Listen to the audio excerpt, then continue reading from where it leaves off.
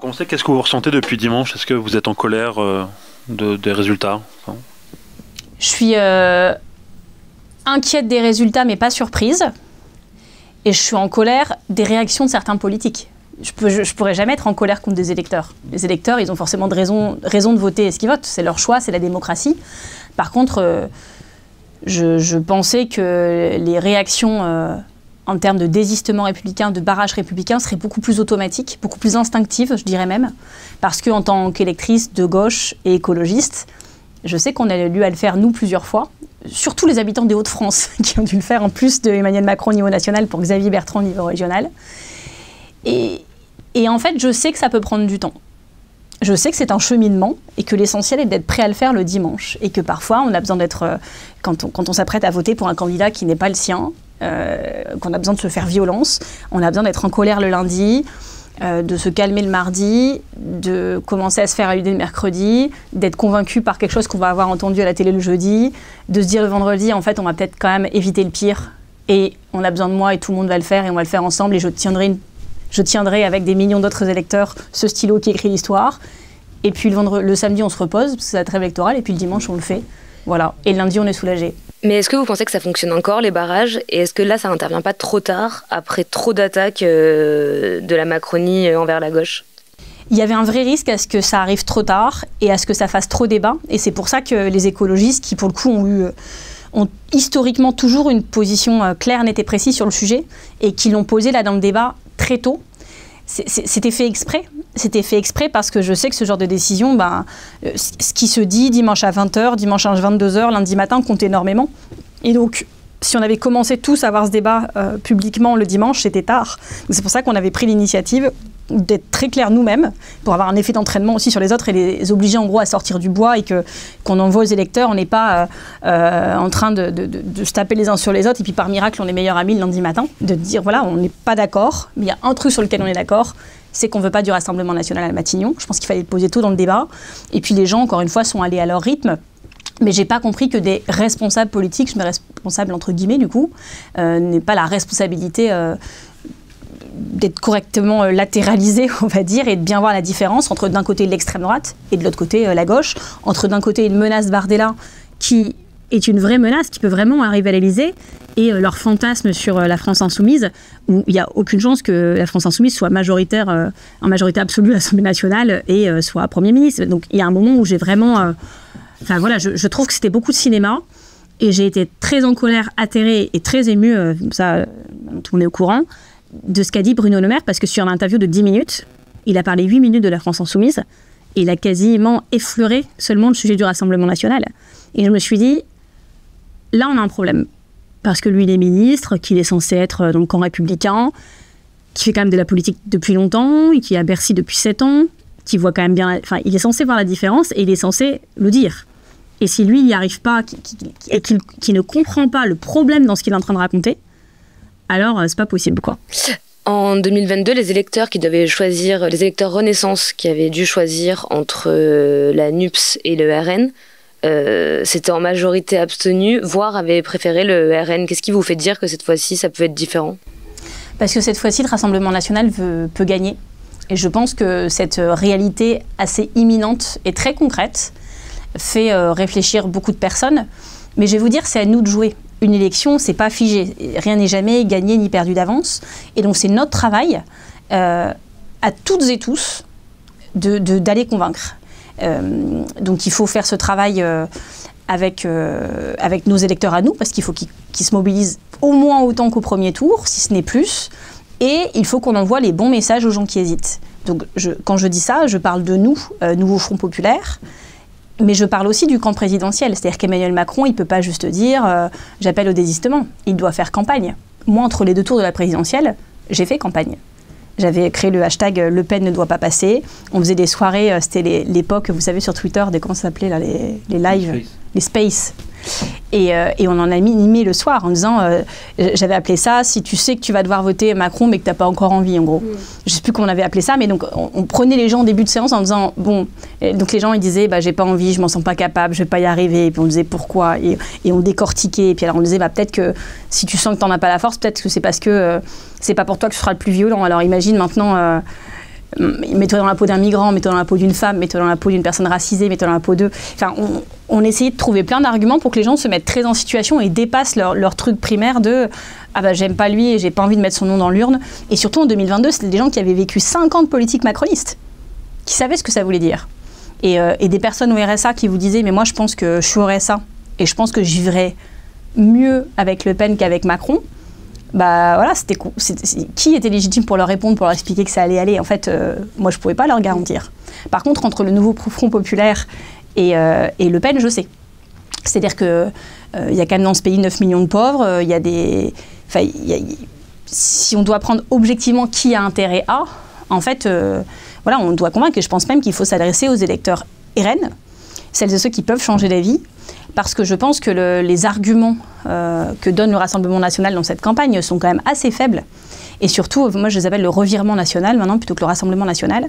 Parce qu'en fait, ils jettent des propositions en l'air, ils voient comment ça va réatterrir, et ils nous servent un jour une version. Donc vous êtes un jour pair, ils vont supprimer la TVA sur les produits de première nécessité, mais un jour impair, ils disent qu'ils ne vont pas le faire. Le jour pair, ils font l'abrogation de la réforme des retraites. Le jour impair, c'est peut-être à l'automne, mais après un audit dont on a déjà les résultats sur Internet, donc ça c'est un peu le prétexte pour ne pas le faire.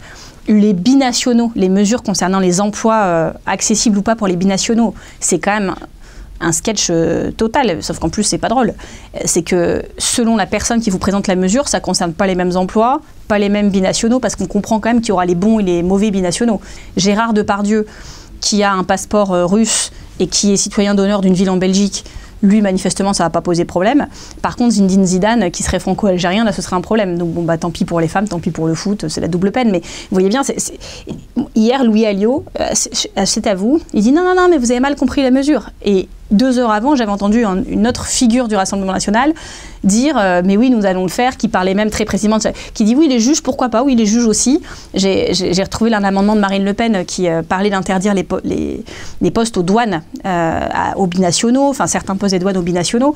Donc vous voyez, Et en plus, ils n'assument pas vraiment leur propre programme, donc on ne comprend pas. C'est flou, donc il y a un loup. Mais les revirements, ils ont déjà été relativement pointés du doigt par la classe politique, la gauche notamment, par les médias pendant les européennes, et ça n'a pas empêché le... Mais je pense que ça a été pointé du doigt dans des médias qui ne suivent pas forcément les électeurs du Rassemblement national. Et donc on se fait plaisir entre nous à s'expliquer à quel point vraiment ils n'ont rien compris, mais je pense qu'il faut s'adresser beaucoup plus directement à eux. Et comment ? Bah, vous verrez. D'accord. Il était question d'un débat, vous aviez été désigné par vos partenaires pour le prochain débat. Oui. Pour le troisième débat. Pour le troisième débat. Bardella semble refuser de débattre avec vous. Pourquoi ? Semble refuser, vous êtes sympa, parce que moi j'ai trouvé ça très officiel. Oui. Ce qui est sûr, c'est que je ne pense pas que Gabriel Attal voit un problème à ça, très sincèrement. Et il est manifeste que Jordan Bardella n'a pas envie. Alors, il y a plusieurs explications possibles, cumulables. Je pense ces gens ont quand même un problème avec l'altérité et l'adversité. Des gens qui restent dans des situations assez confortables en fait d'entre-soi, prennent pas de risques, jamais. Sûrement que je connais aussi leur méthode, puisque je vis dans une ville d'extrême droite depuis 10 ans et qu'il n'a pas forcément envie de se confronter à ça. Est-ce que je pourrais raconter, est-ce que je pourrais lui poser comme question sur le sujet ? Je pense qu'ils ont un problème avec l'écologie, parce que c'est pas juste l'inaction climatique du gouvernement, c'est le climato-scepticisme, donc on est quand même à une étape d'après. Et puis, très manifestement, ils ont un problème avec les femmes. Ça n'a posé de problème à personne que jusqu'à présent, l'intégralité des débats des législatives ne se passe qu'entre hommes. Et lui qui se présente comme un féministe qui va aider les femmes, là, quand on passe des paroles aux actes, et là on est sur un cas très concret. Acceptez-vous qu'une fois dans toute la campagne, vous débattiez avec une femme ? Il répond non. Or, les femmes, c'est 50% de la population. C'est 60% des personnes bénéficiaires du SMIC, c'est 3/4 des familles monoparentales, c'est 24% de différence de salaire quand on travaille dans le privé, c'est 3,6 millions de femmes qui ont déjà connu des agressions sexuelles par leur conjoint ou leur ex-conjoint. Donc en fait, ça fait beaucoup de sujets qui sont invisibilisés de cette campagne.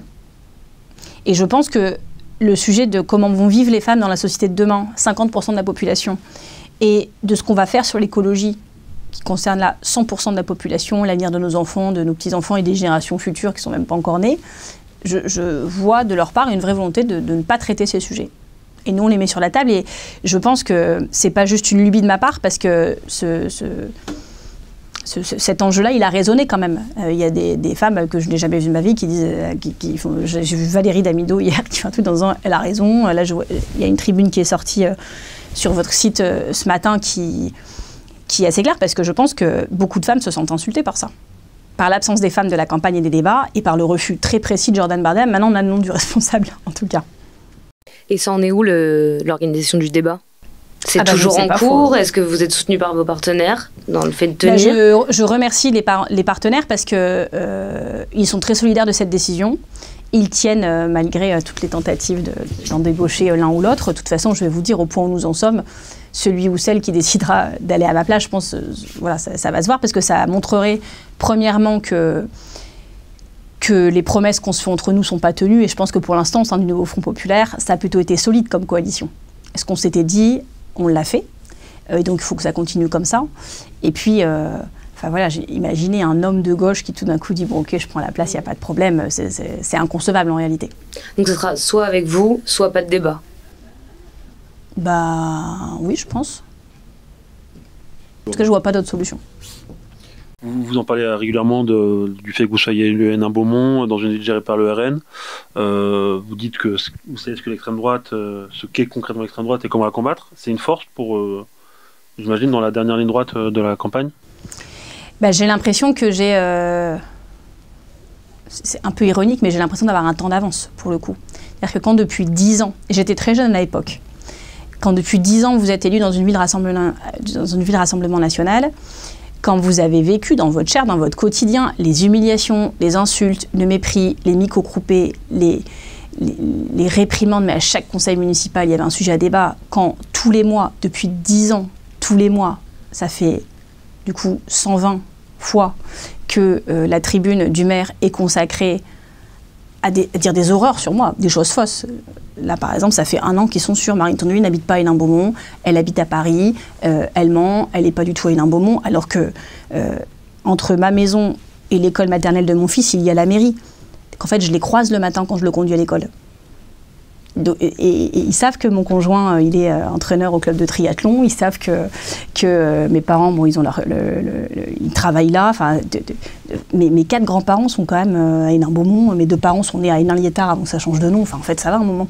Et donc, ils disent des trucs faux. Et là, vous voyez, quand je suis allée faire campagne sur Malchet, il y a une dame qui a dit « Ah, bah, je pensais que vous habitiez plus là. » Je lui dis « Bah, enfin, madame. » « Bah oui, ça m'avait étonnée, mais c'est quand même dans le journal. » « Ah, mais c'est le journal municipal du maire. » « Bah oui, c'est écrit. » Oui, mais vous voyez, ce que je sais à Hénin, c'est aussi la force de la propagande. C'est le diffamer, il en restera toujours quelque chose. Je l'ai vécu. Il faut dire, quelqu'un qui habite dans ma rue dit « Ah bah vous êtes revenu, elle me voit aller avec mon fils à l'école le matin, elle dit « Ah bah vous êtes revenu habiter ici. » Je dis « Bah voilà, je suis partie, je suis votre voisine. » Elle dit « Bah oui, ça me semblait bizarre, je vous avais encore vu. » Bah, c'est quand même hallucinant.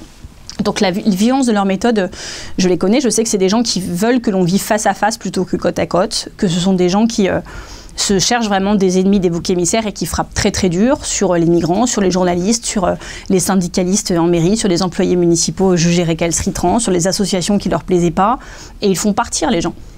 En 10 ans, moi j'ai pas juste vu la lutte, j'ai vu des gens qui ont baissé les bras, des gens qui sont partis en disant en fait ma fille vient de rentrer de l'école en me disant ça, mon mari est en arrêt maladie parce qu'il supporte plus la mairie.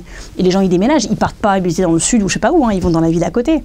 Ou peut-être l'agglo d'à côté pour prendre un peu d'air. Mais ils ne supportent plus. C'est vraiment dur. Et donc, voilà, je pense que j'ai tout ça bien en tête. Mais je sais aussi que quelque part, ils m'ont construite. Parce que quand vous avez 25, 28 ans et que vous vivez ça, moi, j'étais la seule élue écolo de toute l'agglo, hein. Et donc, il y a un truc où, en fait, il y a un côté un peu darwiniste. C'est-à-dire que soit vous lâchez tout, soit vous survivez, politiquement, j'entends, mais en vous créant une carapace un peu solide. Et en fait, moi, ils m'ont construite. C'est-à-dire qu'à chaque fois qu'ils pensaient me détruire, me faire craquer, ils participaient en fait à ma formation. Ça, plus 15 ans de congrès des Verts, à la fin, vous êtes quand même armés pour faire face à un certain nombre de situations. Mais qu'est-ce que vous avez appris sur comment les combattre?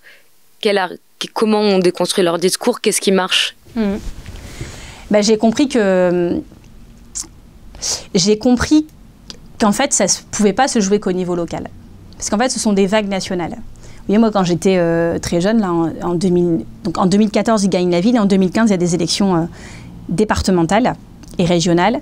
Et en fait, on faisait du porte-à-porte. Et c'était au moment où les Verts n'allaient pas bien du tout. Il y avait quand même des gens qui étaient partis au gouvernement, etc. Et puis l'année d'après, notre secrétaire national. Et en fait, on faisait du porte-à-porte. Alors, en une séance, vous ouvrez quoi, 40 portes maximum. Voilà, vous êtes rentré dans 40 maisons sur 27 000 habitants. Et en fait, vous en convainquez, vous en faites changer d'avis, quoi, 1 ou 2 dans la journée. Et en fait, je me disais, mais entre-temps, les gens sont c'était iTélé à l'époque, ou sur BFM. Et donc, les personnes qui s'expriment sur ces chaînes, elles rentrent chez toutes les personnes, dans tous les salons. Et elles ne racontent pas comme nous. Et en fait, moi, je me disais, par exemple, typiquement chez les écolos, le nombre les personnes qui passaient sur les plateaux télé pour nous, elles habitaient tous quasiment dans le même secteur, non pas seulement dans la même ville, mais dans les mêmes arrondissements. Et en fait, ça avait beau être des écologistes sincères, convaincus, convaincants, ben en fait, ça ne marchait pas. Et moi, en plus, à l'époque, c'était des gens qui étaient au gouvernement, qui disaient « moi, je suis écologiste c'est moi », et qui défendaient la déchéance de nationalité, je ne sais plus quelle mesure, enfin, ça n'allait pas du tout. Et donc, du coup, on se sentait très impuissant, quoi, comme militant. Et donc, moi, j'avais toujours dit que quand mon envie aussi de faire de la politique au niveau national, c'était aussi pour visibiliser certains territoires, pour mettre aussi sur les plateaux télé des gens qui avaient conscience de d'une certaine France, qui n'est pas une France privilégiée, des réalités, des difficultés qui sont réelles. Moi, ma ville, elle a été abîmée par les mines, par l'exploitation minière, qui était aussi une exploitation humaine, qui a rendu les gens malades, qui a rendu les sols pollués. Puis, on nous a promis des emplois industriels qui ne sont jamais arrivés. Et ceux qui sont arrivés de manière opportuniste pour saisir des subventions. Ils sont repartis très vite, en laissant le sol pollué, encore une fois. Puis, la débâcle politique. Mon maire, il a quand même fini en prison avec 18 chefs d'inculpation. Les difficultés sociales, les difficultés économiques. Puis, du coup, toutes les affaires politico-judiciaires. Et du coup, vous vous retrouvez à côté de ça. Vous avez 25 ans. Les gens détestent la gauche, détestent les jeunes, tous pareils. Je me rappelle d'un jour, quelqu'un qui me poursuit sur le marché en disant « de toute façon, vous êtes tous pourris ». Et je dis « mais en fait, monsieur, il me dit avec tout le pognon, vous gagnez en politique ». Je dis « mais monsieur, je suis élu d'opposition, c'est payé 0 € par mois ». Et il me dit « ah bah vous êtes bien conne alors. Alors en plus, vous faites ça gratos, bah vous êtes vraiment conne. Parce que alors moi, je peux vous dire que moi, j'en volerais de l'argent. » Sous-entendu, il nous disait d'être tous pourris, mais il ne concevait pas, quoi. Enfin, voilà, on vit des choses complètement déstabilisantes, en fait. Ou quelqu'un qui dit « oui, puis apparemment, vous travaillez pour Cécile Duflot, vous avez plein de privilèges. » Donc je dis « mais c'est quoi mes privilèges? J'ai pas compris. » Et donc il va rediscuter avec ses potes et il revient en me disant « eh ben déjà, apparemment, vous avez du wifi dans votre bureau et vous avez une mutuelle. » Je dis, comme tous les salariés, mais ok, je prends le point, je m'excuse. Et il y a des trucs très... et on est bien peu de choses, en fait, quand on est un simple élu local, qui plus est d'opposition, jeune, inexpérimenté, seul sur son territoire, on se prend ça en frontal, on ne peut pas lutter, c'est pas vrai. Et donc voilà, je pense qu'il y a tout un récit à reconstruire au niveau national. Il faut être à la hauteur, il faut être responsable parfois pour plusieurs, il faut envoyer une image politique crédible et sérieuse, ce que tout le monde n'arrive pas à faire tout le temps. Et puis, il faut construire une histoire dans la durée. Voilà. Et puis, construire un contre-récit au RN qui ne soit pas juste ils sont nuls, les électeurs n'ont rien compris. Il faut comprendre aussi la colère. Il faut comprendre la colère, la lassitude. Et je revoyais là une image une vidéo de Bernard Tapie qui racontait il y a longtemps qu'il voyait le Rassemblement national comme une forme de voiture balai. Et ayant souvent été suivi par la voiture balai dans des trails ou dans des courses où j'avais le vélo suiveur qui disait « ça va, je vais finir la course », je vois tout à fait cette image sportivement parlant. Et donc, voilà, il dit en fait, il y a cette croûte de base de racisme, de fascisme, etc. Et en fait, toutes les personnes qui se sentent dans la voiture balai de la société vont voter pour l'Assemblée nationale. Et il dit en gros, plus la pente est raide, sportivement parlant, ou plus la période est dure en matière socio-économique, plus le nombre de personnes dans cette voiture balai mécaniquement augmente. Et on est vraiment dans un moment qui est dur. Il y a une crise sociale, une crise environnementale, une crise démocratique. Les gens, ils décrochent. Mais ça, on sait à qui on le doit aussi. À Emmanuel Macron, à sa politique, 9 millions de pauvres, 51% des Français qui se privent de nourriture pour des raisons financières, 31% des Français qui, le 10 du mois, ont moins de 100 € sur leur compte. Et donc ça veut dire que c'est plus juste des fins de mois difficiles, c'est des débuts de mois difficiles. Et donc c'est pour ça que le nouveau Front populaire constitue un espoir fou. Et ça, cet espoir, il existe encore. C'est celui de ne pas avoir Jordan Bardella Premier ministre, certes, mais c'est celui d'avoir une politique de justice sociale et de justice environnementale. Et ça, nous n'avons pas renoncé à cet espoir. Donc, la gauche peut encore gagner, selon vous ? Je pense qu'on doit faire en sorte que le RN ne gagne pas. Et après, il n'y aura pas de grand gagnant. Le plus probable, mais c'est pour ça que chaque circonscription va compter et que chaque vote va compter et qu'il faut un maximum de députés du nouveau Front populaire. Il faut un maximum de députés non RN pour qu'il n'y ait pas la majorité absolue, et il faut un maximum de députés nouveau Front populaire pour qu'on puisse mettre en place notre programme. Ce qui est sûr, c'est que le prochain Premier ministre ne pourra pas être macroniste. voilà, on peut déjà dire que Gabriel Attal ne sera pas le prochain Premier ministre. Ça, c'est pas possible. Ni aucun membre de cette famille politique. Mais qui va gouverner quoi, dans quel sens? Ça, ce sera le 3e tour. Moi, je suis très concentrée sur le 2e tour. Mais au 3e tour, l'enjeu, je ne peux pas vous dire encore qui, quand, comment, mais ce sera de mettre en place le programme qu'une majorité des Français ont appelé de leur vœu, c'est-à-dire un programme de justice sociale et de justice environnementale. Et ça va être un sujet assez crucial, mais dont on parlera à partir du 8, on se reverra. Mais vous en convenez, aujourd'hui, les perspectives de majorité absolue pour la gauche sont maigres. Donc ça faut jamais dire jamais. J'ai pas dit jamais. Mais c'est pas le scénario le plus probable. Voilà, c'est pas le scénario le plus probable. Ça veut dire que vous pourrez participer à un gouvernement d'union nationale qui irait des communistes aux gaullistes? Donc le scénario d'un Premier ministre à Matignon n'est clairement pas souhaitable, et le scénario d'une majorité absolue, soit des macronistes, soit du Nouveau Front Populaire, n'est pas probable. Ouais. Et il va bien falloir trouver une solution, parce qu'on va se retrouver dans une situation inédite dans la vie parlementaire, d'une Assemblée nationale où personne n'a la majorité absolue, et on va devoir créer une coalition. Il y a des pays qui ont déjà la culture de coalition. Nous, on regarde dans nos copains de la famille verte européenne, il y a des gens qui disent « bah oui, vous allez découvrir ce qu'on fait nous depuis des décennies, et vous allez voir, ça a des vertus aussi. » Mais on va devoir innover, on va devoir faire des choses, toutes et tous, qu'on n'a jamais faites. Mais ça, encore une fois, c'est l'histoire qui s'écrit à partir du 8 juillet. Ça ne sert à rien de spéculer. Maintenant, moi, je ne suis pas dans les prédictions, je suis dans l'action. Et là, on voit bien que tout ce qu'on pourrait se dire sur le sujet de qui, comment, dans quel sens, autour de quoi, en fait, personne, dans tous vos lecteurs réunis, ne peut prédire quel sera le visage, la composition de cette Assemblée nationale. Quels seront les rapports de force en place, et donc quelles seront les incarnations ou les périmètres en mesure de rassembler, de fédérer, d'apaiser le pays, de gouverner et de fonctionner en termes de majorité parlementaire. Mais vous pouvez déjà vous poser la question des partenaires avec lesquels vous pouvez former une coalition. Oui, ils sont au Nouveau Front Populaire. Ça, c'est clair. Et au-delà?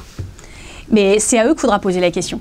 Parce qu'en fait, ce que je vous ai dit, et peut-être pas assez clairement tout à l'heure, c'est que le Nouveau Front Populaire, enfin les personnes qui gouverneront, voilà, ce prochain gouvernement, cette union, je ne sais pas comment on voudra l'appeler, ne pourra pas être sur les mêmes bases que les bases précédentes.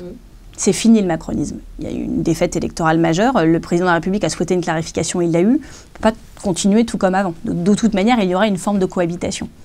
Et donc, cette cohabitation, moi, mon sujet, ce n'est pas vraiment avec qui, en fait. C'est sur quelle base, sur quel projet, sur quel programme, sur quelle politique. Ça qui nous intéresse, nous en tant que responsables politiques, mais les Françaises et les Français, parce que c'est ce qui va façonner leur quotidien et dessiner leur lendemain. Est-ce qu'il y aura des lendemains ou pas? Est-ce qu'on arrive à sauver la planète ou pas? Et l'humanité. Donc c'est ça qui m'intéresse. Et il est net que le projet politique qui sera au gouvernement ne pourra être, s'il n'est pas Rassemblement National, que celui de la coalition qui est arrivée en tête. Qui est arrivé deuxième. Et donc, la question se posera en fait aux autres de savoir s'ils sont prêts ou pas à soutenir ce projet. Manifestement, ils ne le seront pas. Bah, en tout cas, c'est à eux qu'il va falloir poser la question, pas à nous. Il n'y a pas de refus a priori, malgré les 7 ans de bilan ou la campagne où la gauche a été plus ciblée que l'extrême droite. Enfin, il n'y a pas de refus a priori de travailler avec ces personnes. Avec des macronistes, par exemple. Oui, mais travailler, ça veut tout dire et rien dire. De toute manière, en fait, c'est très difficile de répondre à votre question parce qu'on va devoir inventer un truc qu'on n'a jamais fait. Vraiment. Il n'y aura pas de bonne solution. On trouvera la moins mauvaise et la meilleure pour la France. Mais vraiment, on doit se montrer prêt à gouverner. Et en cas de majorité absolue du RN, quels outils vous avez pour résister? Alors, premièrement, rappelez qu'on fera tout pour que ça n'arrive pas. Et que là, moi, mon travail, c'est marrant parce que cette discussion m'est arrivée plusieurs fois pendant les européennes où j'ai fait un petit tour de France là, pour faire des réunions publiques, etc. Et puis les militants, souvent, on posait des questions, les européennes, et la PAC, enfin, on racontait nos trucs. Puis il y avait toujours des questions du public à la fin. Et puis donc, il y avait des questions assez classiques. Puis il y avait toujours quelqu'un, que je ne connaissais pas, qui disait « Mais au fait, vous, comme vous vivez dans une ville Rassemblement National, est-ce que vous pouvez nous dire comment ça se passera en 2027 ? Comment on pourra faire ?» Et moi, je disais, mais enfin, déjà, Jean-Michel, on n'a pas perdu. Déjà, on va tout faire. Tu pars comme si c'était perdu, mais on va tout faire pour que ça n'arrive pas. Et puis ensuite, on s'adaptera toujours. Et si je fais confiance en des personnes pour faire preuve de résistance, de résilience, c'est bien le peuple de gauche et le peuple de l'écologie, qui ont toujours été au rendez-vous pour combattre le Rassemblement national dans les urnes, et qu'ils seront toujours là pour le combattre dans les faits, évidemment. Je l'ai vu à Hénin-Beaumont, en tout cas assez clairement. Nous, on est encore là. Si cette vidéo vous a plu, abonnez-vous à la chaîne YouTube de Libération pour retrouver tous nos autres contenus.